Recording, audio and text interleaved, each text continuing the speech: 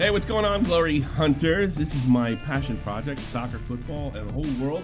And I got my boy, Mr. Glory Hunter, Nick, Glory Hunter N on Twitter if you want to check him out.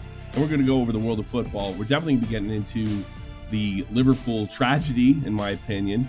I know I call it a tragedy. Don't be fooled by the jersey because I'm a Glory Hunter. I have to get my Foden jersey. Yeah.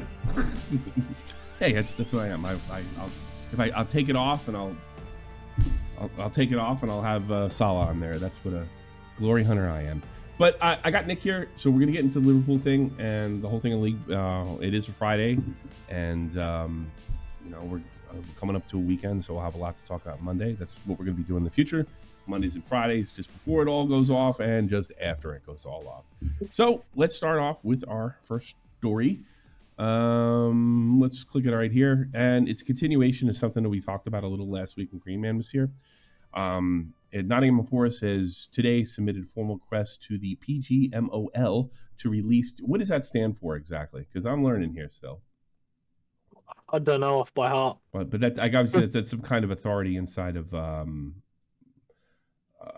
Isn't that some kind of authority within the Premier League?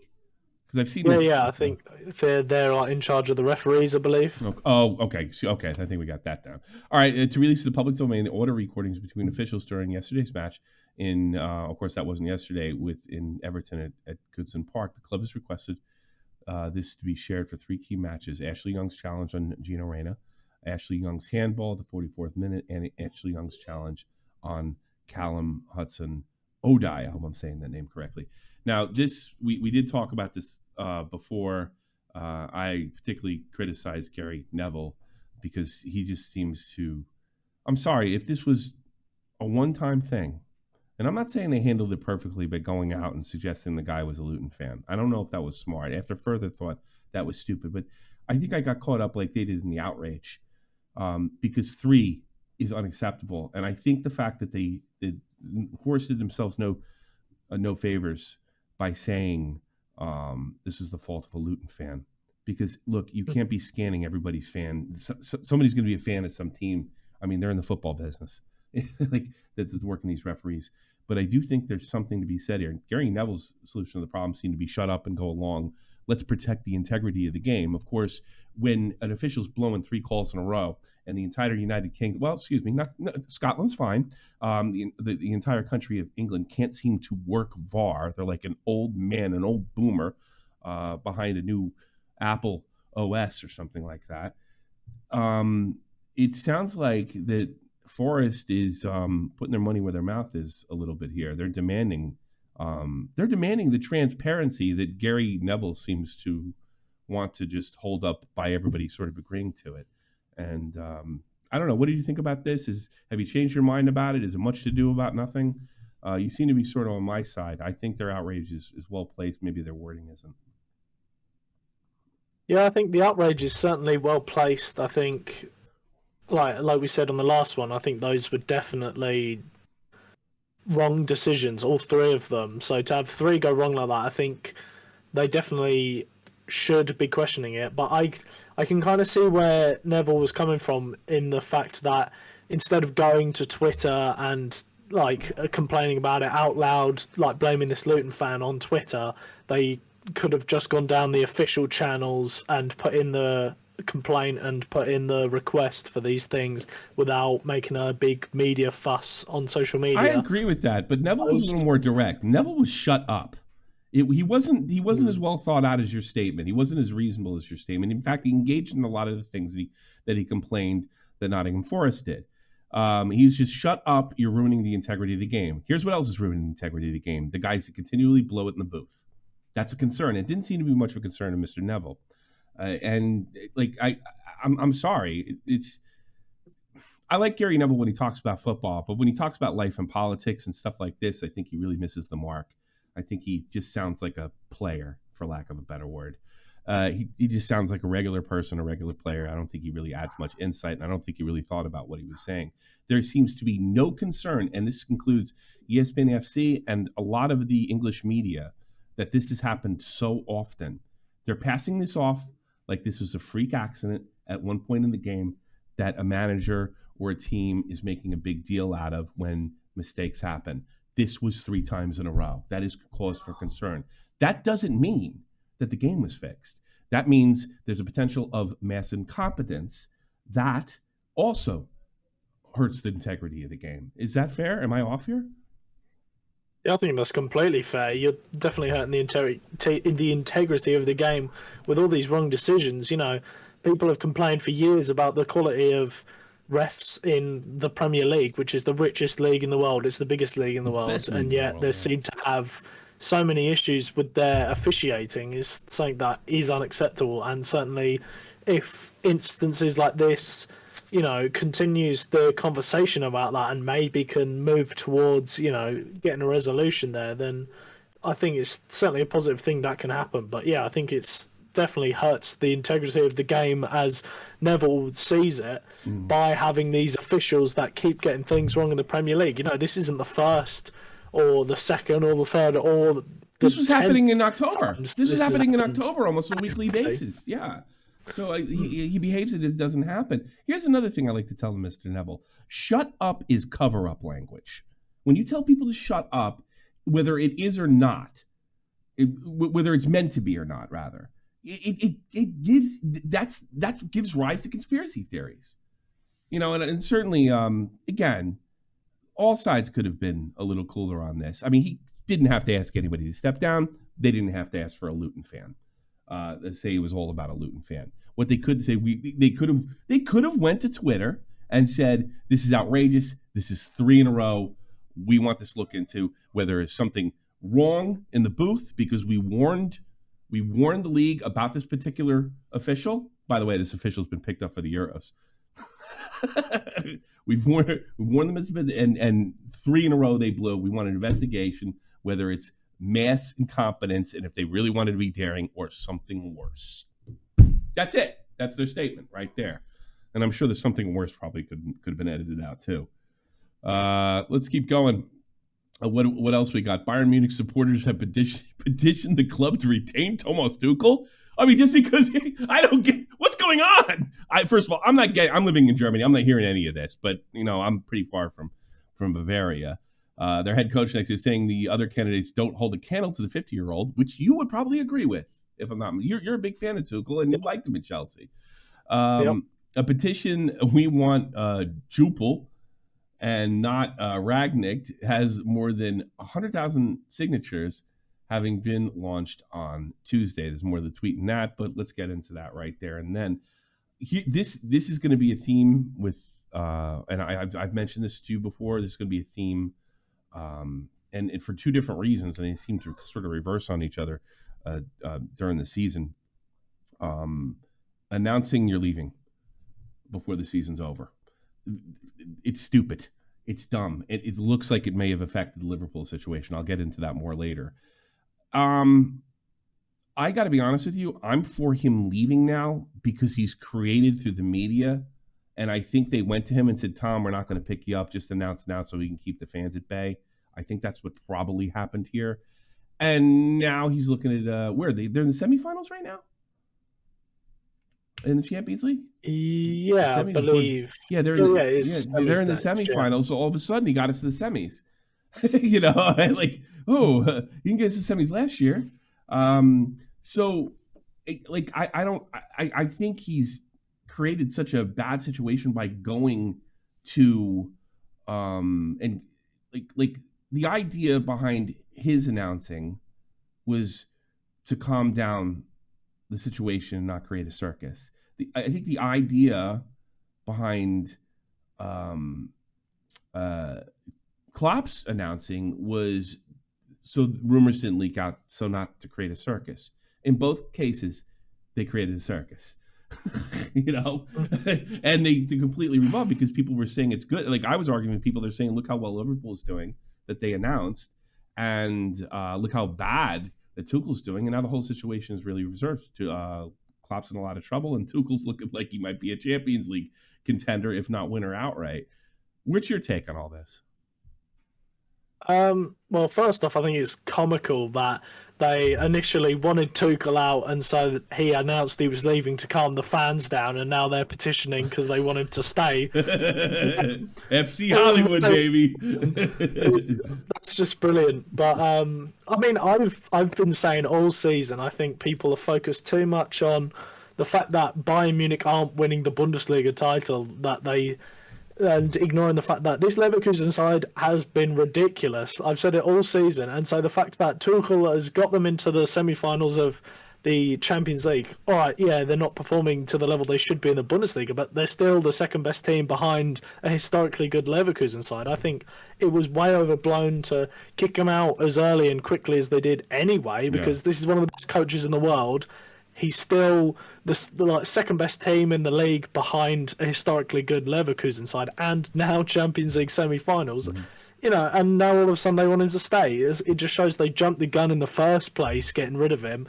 And I think, I don't know how you can turn around after you make such a public statement. It's not like the Xavi situation in Barcelona where it was Xavi saying, I'm going to leave. This was very much a clear indication that Bayern wanted rid of Tuchel, but it was happening at the end of the season. I don't know how you turn around and say, oh, actually, we've changed our minds. He's completely restored faith, 100%. We're going to keep him. The question's always going to be lingering. If he stays every single week and they don't win, it's going to be, oh, are they going to get rid of Tuchel now? Did they make the wrong decision by keeping him? There's just going to be such a bad media narrative around it. I don't think you can turn around and keep him. Agree. Do you agree with me that this announcing coaches leaving before the end of the season is ridiculous and counterproductive? Instinctively, no, I don't agree. But after that, it's tough to argue with me now. It is hard to argue against it with the situation in Liverpool, with the situation here. It's hard to argue against it. But just instinctively, I just don't.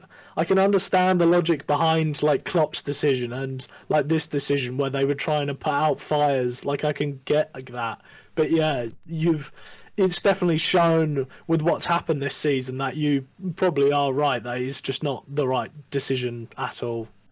Okay, that leads us to this. Rafa Rangnick. I'm not too familiar with them. Could you give me an update on who this gentleman is right here and what his history is? Well, Ralf Rangnick is quite an interesting figure in German football. He's often called the godfather of German football because he's a weird one where he's sort of like having a resurgence in his managerial career now, because during like the 90s, like late 90s, early 2000s was like the peak of his managerial career. And this like gegenpressing, high like German style of football that we know now, which is famous for coaches like Jurgen Klopp, Tuchel, Nagelsmann. He was kind of the first to bring it in. Him and Wolfgang Frank from Mainz, who's obviously the main guy that so this was about. Let's talk about Wolfgang Frank, because I mean he's a legend. He's passed, correct? Yeah. He's spoken in godlike terms. I live in Wiesbaden, which is a twin city with he's talking to, and whenever Jurgen Klopp gets praised, Wolfgang is the next word out of his mouth. It's not me, it's Wolfgang Frank. So him and Tuchel and I guess Sandro Schwartz over in New York, are they all under this sort of, because you're seeing a similar thing in Red Bull where there's just press. This style basically is sort of a Hessen style that's spread throughout the world. I like to know where Rangnick's from. Essentially, you had Wolfgang Frank and Ralf Rangnick were sort of around at the same time back in the 90s and early 2000s. So, it was those two that sort of brought this gegenpressing attacking style into the Bundesliga. You had Klopp, who obviously comes from Wolfgang Frank. Okay. He always talks about how he's the main man for him. And then you look at Red Bull. Rangnick took over as Red Bull sporting director for a lot of years in the 2010s, and he was the guy that built Leipzig up from like the fourth tier to being a Bundesliga side. He made Salzburg this dominant force in Austrian football, and he oversaw like the taking over of their Brazilian side. and he brought his style of football to Red Bull, where now the Red Bull style of football that everyone knows about, that all of their coaches play, that is Ralph Rangnick's football. Really? That is Ralph Rangnick's style that he's imprinted at the club, and now all of the coaches are sort of taught the Rangnick way. Mm-hmm.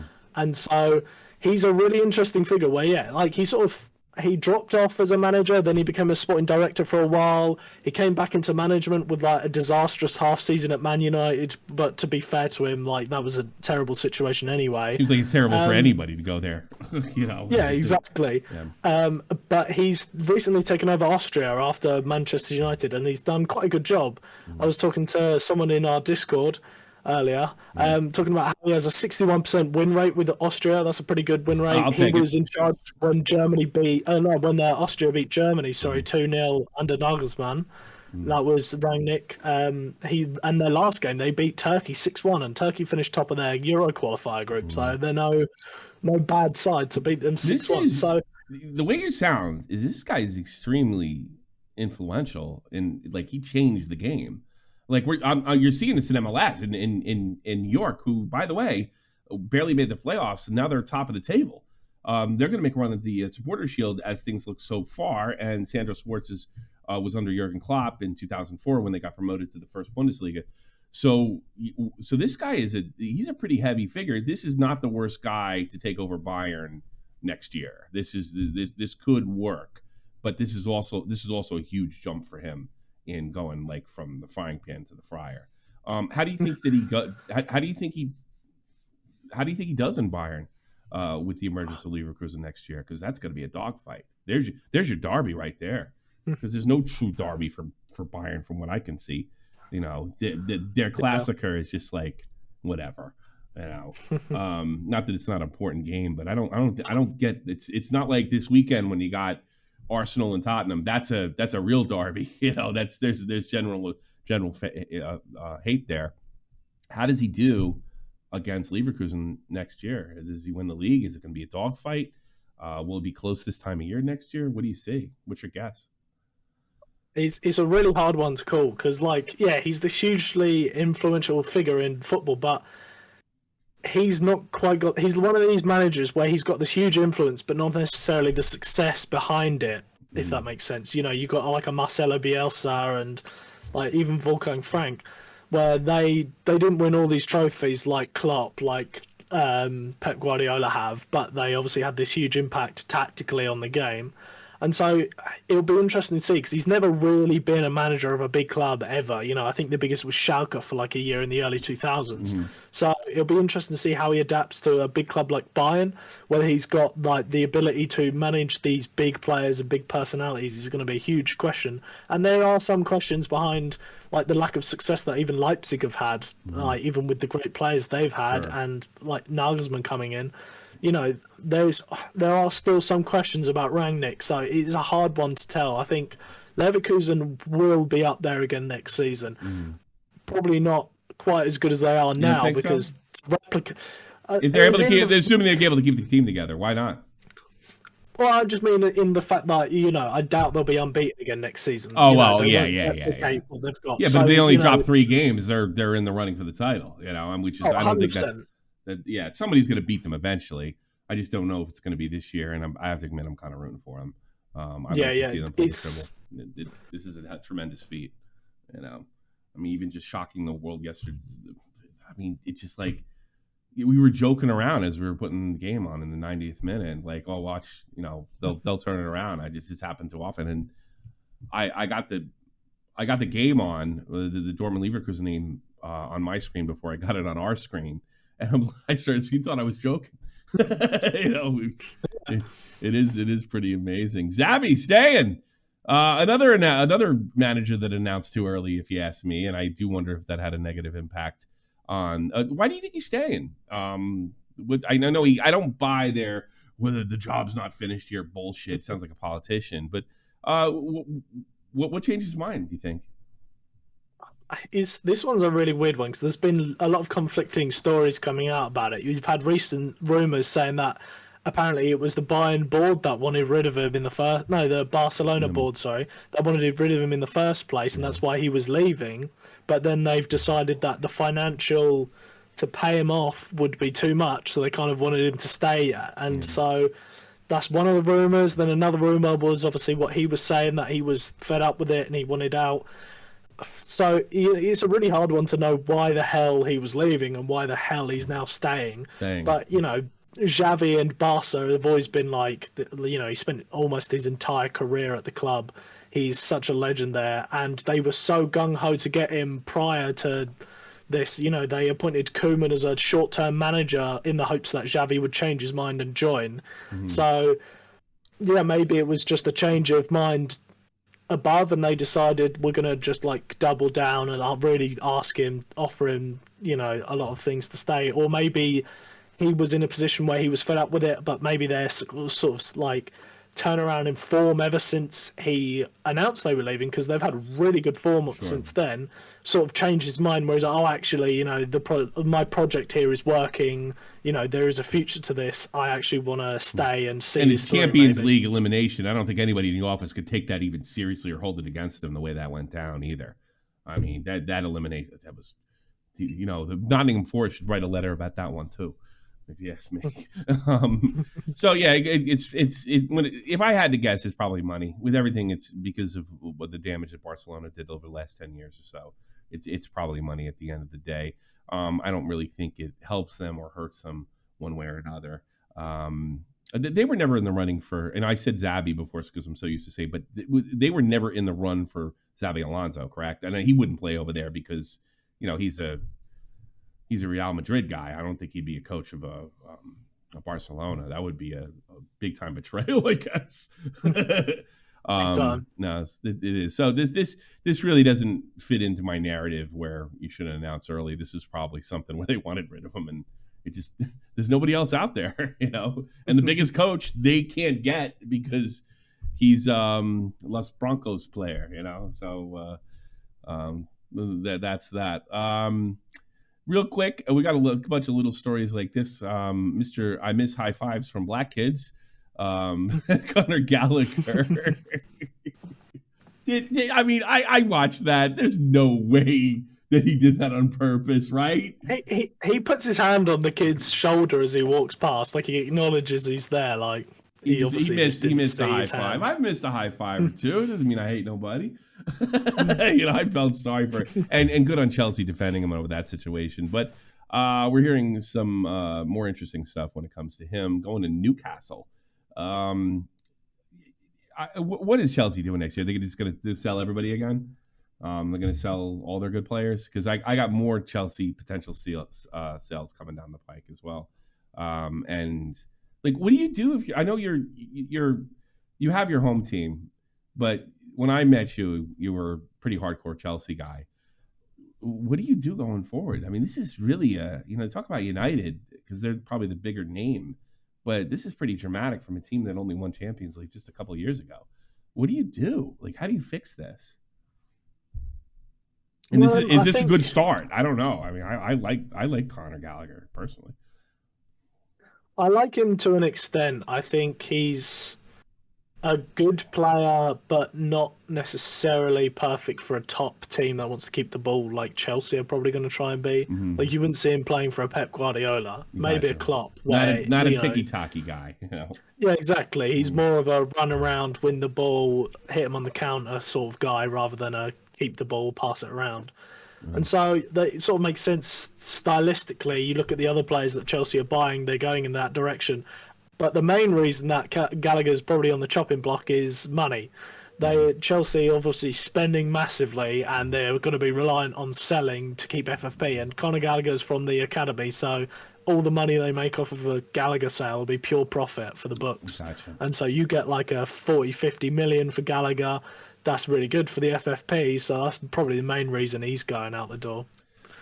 Chelsea may be open to offers of Saudi Arabia, and this probably is going to continue your narrative. And Raheem Sterling. Sterling, I completely understand. He's well over 30. I would not want to part with Mark Cucurella. In that game last week when they got absolutely waxed, I still thought he was one of the best players on the field. I love his intensity. He's all over the place. He's blocking shots, making great tackles. He's young. Like, is this a player you really want to part with? or is it just financial?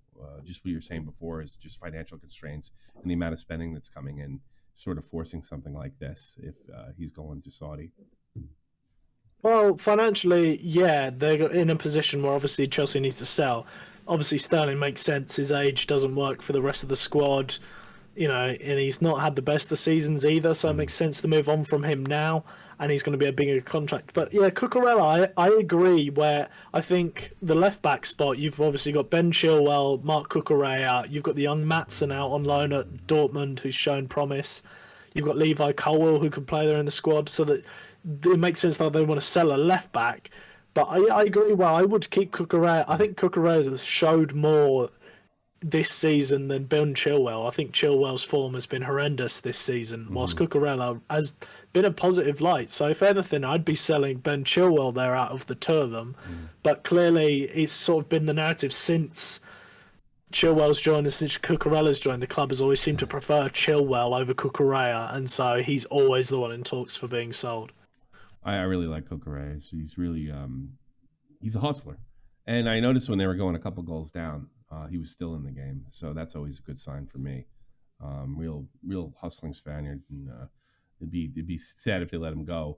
On that note too, I think it's too early for Saudi. I think you've seen who was a big player from Liverpool that went to Saudi last year, and it just didn't work out for them. I really wonder if these guys can live over there. It's not this. It's not like living in London. It's not like living in Berlin or Napoli or anything like that. It's a completely different culture change.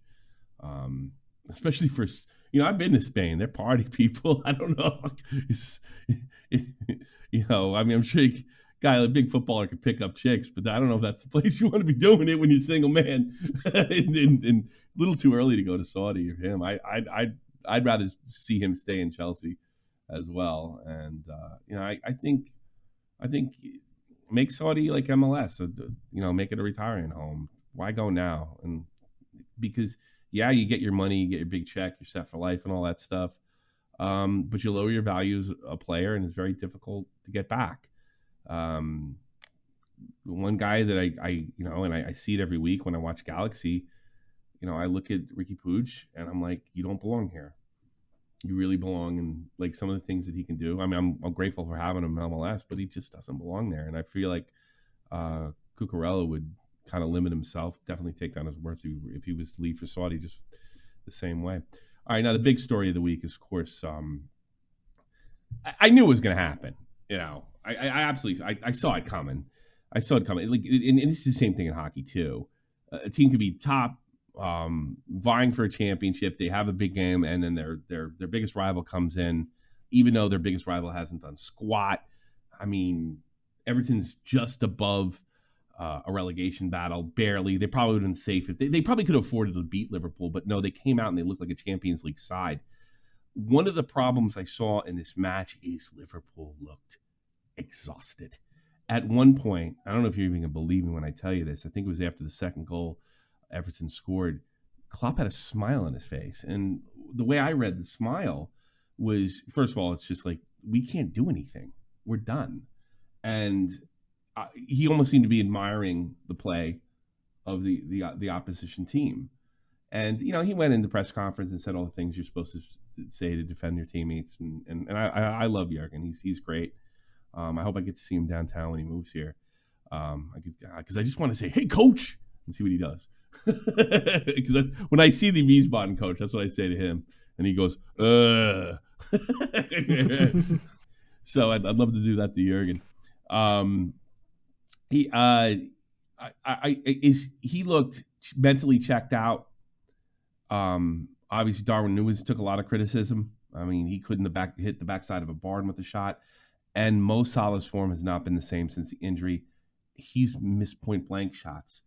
This is, you could say that Liverpool's not on form, but they've been pretty consistently bad since their first defeat to Atalanta in the Europa League.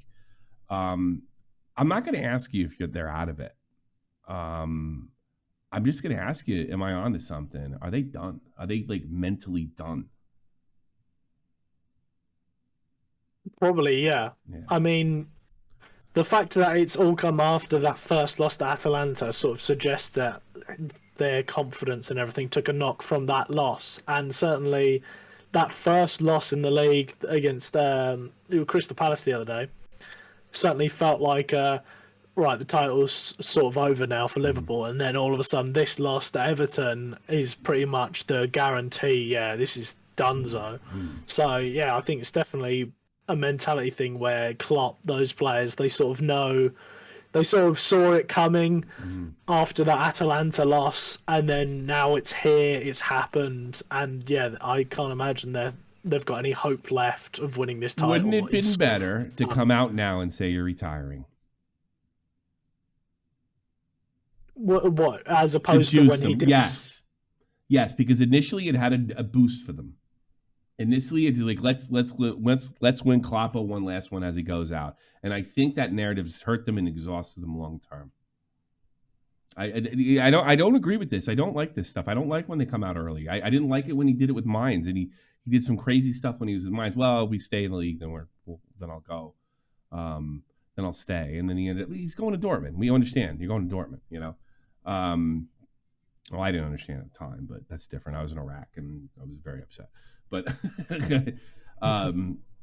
but like I don't like this stuff. I like the way Wayne Gretzky did. He did it like the last 3 games of the season, you know, when it didn't matter anymore. But see, because he announced in a situation where it still mattered, and it may have had an opposite effect over with Tuchel. Now Tuchel looks like he's in the driver's seat. I don't agree with this stuff, and I just don't like it. I think it's like chaos theory. There's too many crazy outcomes. And now, and another thing is like it's almost you pulled your Uno reverse card a little early, and maybe could have pulled it now and said, "Listen, guys, we got to get back in this right before an Everton match and say, because I'm done, I'm out of here."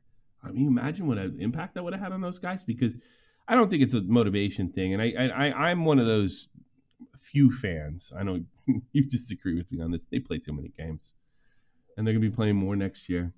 You ever run like that for 2 days a week? Are you kidding me? They play too many games. Jesus, if it was much, I would. I was looking at the stats. I think by the half, I think Emil Forsberg for New York Red Bull had run like 3.5 miles. You know, I mean, it's like, it might be too many games. I think he might be right. But I wonder if there was just now pull this card. I don't like this stuff where they do. I know we already kind of had this conversation. Do you have anything to add to it? Maybe it would have worked to say it now, just before the Everton game. Maybe not. It's like a hard thing to sort of quantify, but maybe it is better to say it when the season's done, like now, I suppose. It would have been better to say it now, like, you know, title's over, the hopes are all sort of gone. And so now you've got a couple of games to see out the season where you could have your like all goodbye tour with nothing left on the line, maybe. Yeah. Well, in Liverpool, it's created a boost that petered out too early. In Bayern, it's basically created chaos. In Barcelona, it's created confusion. I don't see an upside. I just don't see an upside. Especially the bigger coach you are, the bigger deal it is. You know, and I got to be honest with you, I don't know what they're going to do with Ten Hag and United. Maybe they're going to he's gone no matter what, and who cares? I don't care what they do over there, and that's fine. I think it might be time to move away from Ten Hag, but at least they kept their mouth shut to the end of the season, you know. And United still in the FA Cup? I'm trying to think who's in the final. It's Manchester United versus Manchester City. They still have a chance to come away with a big trophy, even with the season they've had. So I don't know. I think, to me, the jury's out. Announce when the season's over or almost over. Pull that card later. I don't know why you have to. And the thing is, they all lie. They're all lying, and I understand. I'd probably be lying too. Like, you know, Xavi, my job isn't done here. Jurgen Klopp, I'm just done. I'm physically, mentally exhausted. No, you're not physically and mentally exhausted. You're not getting the response you want because your voice got old in the locker room. It does every time. This is the first time in his career that he stayed in one spot more than 7 years. I don't think that's a coincidence because after a while, like, there's only so much these guys can do. After a while, it's just like, oh yeah, all right, yeah, I got you. All right, well, we know. They can't, you can't motivate like they used to because it's they basically say the same shit and repeat it. So I don't know. Jury's out for me. This is a bad idea. Let's finish it up. Speaking of United, there's they're cutting bait, selling Anthony. I guess this isn't a very big surprise to you. Do you have anything to comment about Anthony? He was massively overpriced in the first place. It was shocking to me the amount they were paying for him.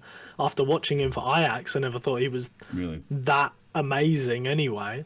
He was obviously a talented young player, but they spent like 80 to 100 million on him in the end, which was like, what the hell? He's definitely not worth that. And he's been issue after issue with poor form, and then he had those allegations of assault by his girlfriend. He's just been a negative transfer entirely. And if Ten Hag is to leave this summer, Ten Hag was the man to bring him in, was the man, because they obviously worked together at Ajax.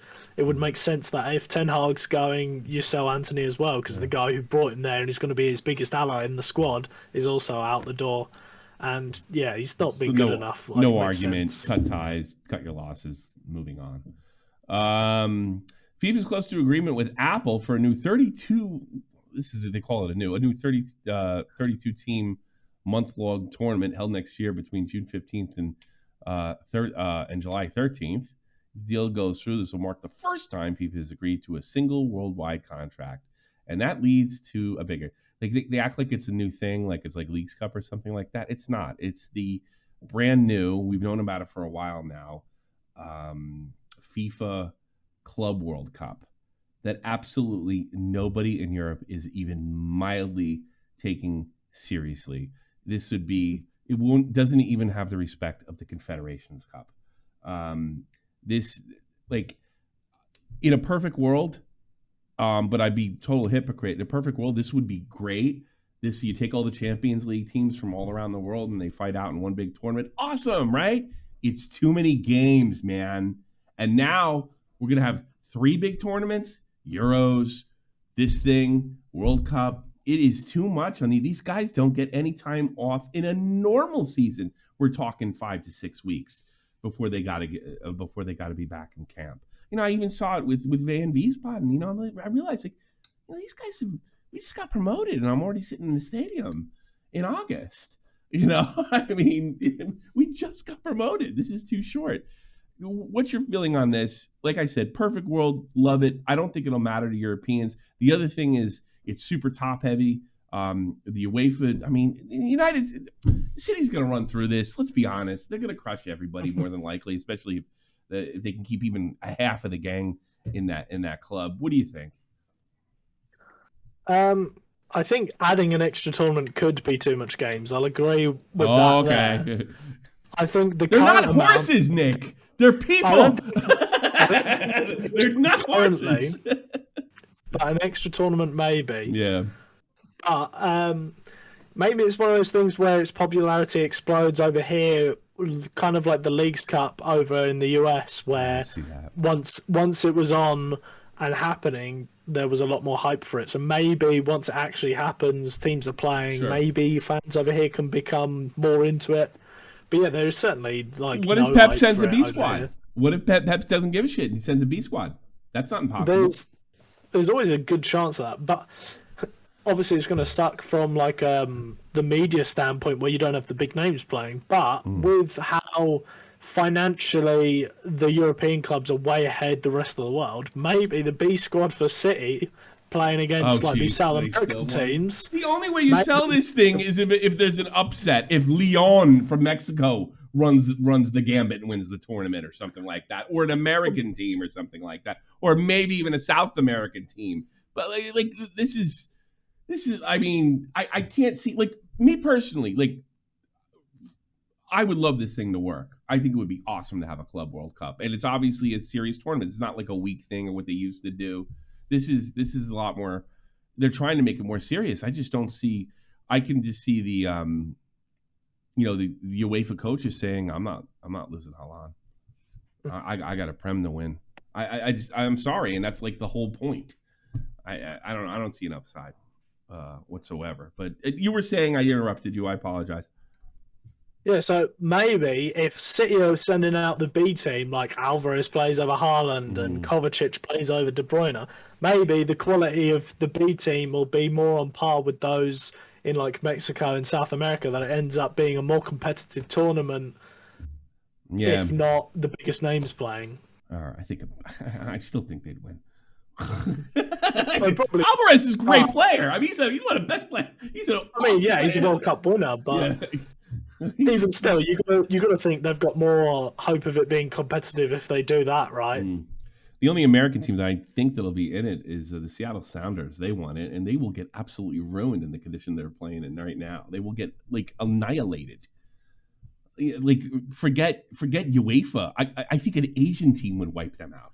You know, like I don't see it, but I do like the concept. I really I love the concept, but it's really become apparent to me that football is a 11-month a year season, and I think that's too much. I brought this up to you before. I heard Thierry Henry say when after he won the Champions League in Barcelona, he went to the Metro Stars, New York Red Bull, and he said that was a huge mistake, that he should have taken the normal time out, maybe showed up in September or something like that with Rafa Marquez, and they got settled in for the next season. I wonder what Oliver Giroud's going to do in LAFC. You need to take a break. You have to rest your body, especially like somebody if you're in your 30s. You have to rest your body. I mean, you saw after Leagues Cup last year that Messi was nowhere to be found in MLS. He's having injury problems this year. He's missed a lot of games for Miami. I don't know. I would, in a perfect world, I would love this to work, but it's too much. Way too much. Premier League CEO Richard Masters. The hearing into City's 115 charges will take place in the future. Have they been pushing this off because they don't want to throw this team out of the league? Are they that corrupt? I think it's more to do with the fact that City are throwing so many resources and lawyers at it. They would have been pulling every trick in the book to slow the process down, push things back, try and crush as many charges as they can. So I think it's just more like legal bullshit that has prevented this from happening sooner than anything It's interesting else. that Everton and Forest are the only ones that have been punished, and they're probably the worst offenders. So you think they're just mucking it up legally? Yeah, I think so. Yeah. Like, they've got a lot more charges, which is going to be a lot more opportunities for their lawyer teams to push things back and mess around and everything. We saw it before with their case when they were banned from the Champions League. One of the reasons, and then they repealed and they ended up getting the punishment cut in half. A lot of things coming out from that was basically UEFA couldn't financially build a legal team anywhere near the size of Manchester City's because they're obviously so wealthy that I think, yeah, it's just a case of City throwing as much money at legal teams as possible to get rid of as much of this as they can. Good news. The Spicy Fixtures article came out. My favorite article of the week comes out on Football One every Friday. We do not sponsored by Football One, but I love this thing. Let's go over it. Number one, Spicy. Real Betis for Sevilla. It says a lot about the weekend's game. One of the most passionate games in Europe is sitting in the 5th spot. Well, I think it has more to do. This is not a big weekend. I don't know. Betis has long been underdogs in terms of trophy success. League finishes and wins and the Derby are set to finish above the Uptown rivals in consecutive La Liga seasons for the first time since the mid-90s. So, do you know anything about this rivalry? Other than the fact they're local and they're both decent teams, nothing much more out of that. One, mild spicy. Next one, Atletico versus Athletic Club. That's Bilbao, correct? Yes, it is, right? Yeah, Bilbao. I don't know. How much does this have to do? How much is this? I mean, I know Bilbao is obviously the Copa del Rey championship. Great game, by the way. If you happen to catch it, it was fantastic. How big a game is this? Does this affect the? Let me check. 5th versus 4th, yeah. 5th versus 4th. So this is kind of all right. So this is kind of a big. But there's yeah. So yeah, all right. 5th versus 4th. This is a Champions League battle. Yeah. This is a Champions League battle, so this is very important. So okay, we'll keep that in mind. So make sure you check that game out. Girls football next. Promotion. Oh, the championship. Awesome last year. What do we got? Okay, this is the championship race in general. What do you know about the championship this year? They're saying it's the games they have listed here is Queens Park Rangers versus Leeds, Hull City versus Ipswich Town, Preston North End versus Lancaster City. This is your area. You're an Englishman. Like, what do you think of these games? Well, anyone who's followed the championship season knows it is a big three-horse race at the moment. You've got obviously Ipswich, Leicester, and Leeds there. They're three games, and all three of them are on course to get over 90 points. All three of them are like a point within each other. It's been a crazy race for most of the season, where like one team drops points, the other team drop points. They've stayed really close, and obviously only two get automatic promotion. So one of these is going to drop into the playoffs, and so obviously these are huge games. Each one of their games is going to be huge for the rest of the season, just based off of which one of those three is not getting automatic promotion to the Premier League and is going to have to fight in the playoffs, and who's going to win the league as well. Leicester at the top at the moment, but both the other two are very close to them. This is why they say the championship's the best league in the world. I think there's always something to talk about. It's always intense, and it's got the same. Am I crazy to say the championship? I feel like they run harder than the guys in the Prem sometimes. You know, I mean, they're mostly Englishmen in that league too. They all treat these guys because you treat your players like horses and put bullets in them and the whole nine when they can't run anymore. No, but it definitely makes for some great football. So if you think. If you think this is going to be boring, check Ken. I wish my boy Haji Wright was in there in the mix of it. And, of course, the big monster this weekend, the North London Derby, Tottenham, Arsenal. This has huge implications, correct? I think they're, if I'm not mistaken, they're fighting for a Champions League spot here as well. Oh, yeah, well, I mean, we got one team fighting for the league and the other team fighting for a Champions League spot. So this is just This is an outrageous game. How do you see this one going? Oh, it's a really hard one to predict because North London derbies are always close. Obviously, Arsenal probably slight favourites because of how well they're playing and where they are in the league. But this is at Tottenham's ground. You know, they've got a lot to play for themselves, and you've got the added bonus of, like Everton had against Liverpool, they could be the ones to stop their main rivals winning the league. So they've got that added, like, you know, element to their performance that they could bring, where they just go absolutely as hard as they physically can to stop them winning the league. So it's going to be a really tough game to call and could easily be a tie. Yeah, that's one I'm going to be checking out after the most important match, Vehen Wiesbaden versus Gunther Fürth. Tomorrow, I'll be heading right to the pubs, and me and little Tommy will check it out. Well, I hope you have a great weekend. I guess. Why don't you talk about your team a little bit? You guys are in the playoffs too. Braintree. That's your local. That's the team you follow. You go all the matches. You guys had a big win over the weekend. Yeah, big win on Tuesday against who was it against? Completely slipped my mind. You were at the game. Oh, well, I can tell you, it must have been a good game, huh? Bath City. That was at Bath City. It was a good game. Huh? It was funny. At one point, we were singing "Rather Have a Shower Than a Bath" because it started raining. Funny. The funniest chance in Europe, like people think, because I only speak English, so you know maybe the Italians and the Germans they got some pretty funny chants. They don't. The English have the best chants. The Germans recycle all their chants. It's from club to club to club, and they just change a letter or two or a number. The English have the best chants. What was the one I saw? What do you think of Arsenal? Shit. What do you think of shit, Arsenal? That was a Tottenham chant I saw this morning, and I think they did it the opposite way. There's too much funny stuff, and this ought to be a really great game. And I wouldn't say it's a mega weekend, but I think from here on in, especially in the championship, this is probably the best time of year. We're getting a little bit of a lull, but after this, it's all. I mean, there are just tons of games. that are going to be crazy. And you can check them out right here if you join the Discord. Join our club, the Glory Hunters Discord Club. Link is in the description below. Hang out, make yourself known. We're also looking for creating even more content like rants and stuff like that. People doing shorts, art. Well, maybe not art. I think we kind of got our artist. But you never know. Maybe you could do something.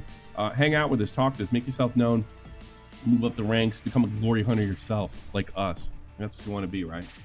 Guy wearing a bunch of arcades and some other guy with a fur coat. What are you gonna do in the summer? Because we're going all summer. Like, you gonna wear that fur during the podcast? Of course. I don't think you got air conditioning. No. No, I didn't think so. I live in England. Yeah. No one has we don't have it here either. We don't have it here. Thanks so much, everybody. Thanks for being a part of Glory Hunters. I'll see you in the circle. Take care.